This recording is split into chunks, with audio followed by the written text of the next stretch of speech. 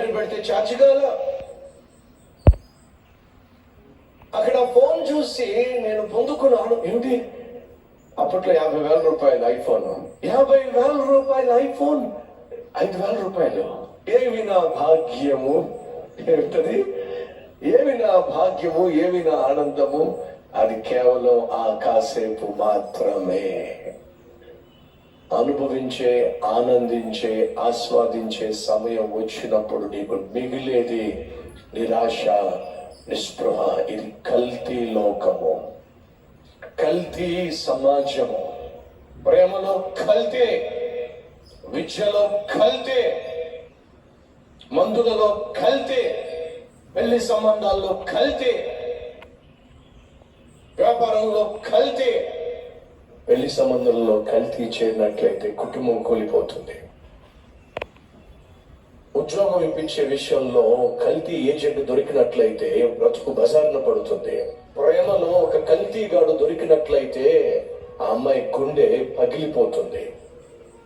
మందుల్లో కల్తీ చేరినట్లయితే నిండు 100 ఏళ్ళు బ్రతకాల్సినటువంటి బిడ్డ కాస్త శవమై తేలుతుంది.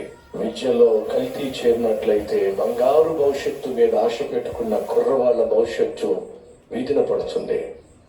కానీ ప్రియ సహోదరి సహోదరులు, నీ ఆత్మీయతలో కల్తీ ఉన్నట్లయితే అది నీ ఆత్మను నరకానికి తీసుకెళ్తుంది. అగ్ని ఆరని, పురుగు చావని బహు భయంకరమైనటువంటి స్థలానికి కల్తీ ఆత్మీయత నరకానికి చేరుస్తుంది. ఇప్పుడు నా ప్రశ్న ఏమిటంటే, కల్తీ మందుల కంటే, కల్తీ ఏజెంట్ కంటే, కల్తీ యూనివర్సిటీ కంటే, కల్తీ సంబంధం కంటే, కల్తీ ప్రేమ కంటే ప్రమాదము ఏమిటో తెలుసా?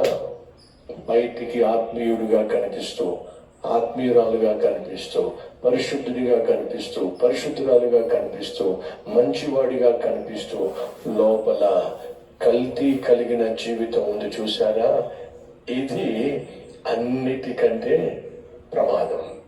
ఎందుకంటే కల్తీ మందులు అమ్మినట్లయితే వాడికి లాభం, వాడినోడి ప్రాణం పోతే. కల్తీ ప్రేమను చూపించినట్లయితే వాడు ఆ అమ్మాయినో ఆ అబ్బాయినో అనుభవిస్తాడు. వాడికి ఎంతో కొంత అల్పకాల భోగం, కానీ ఎదుటి వాడు నశించిపోతాడు.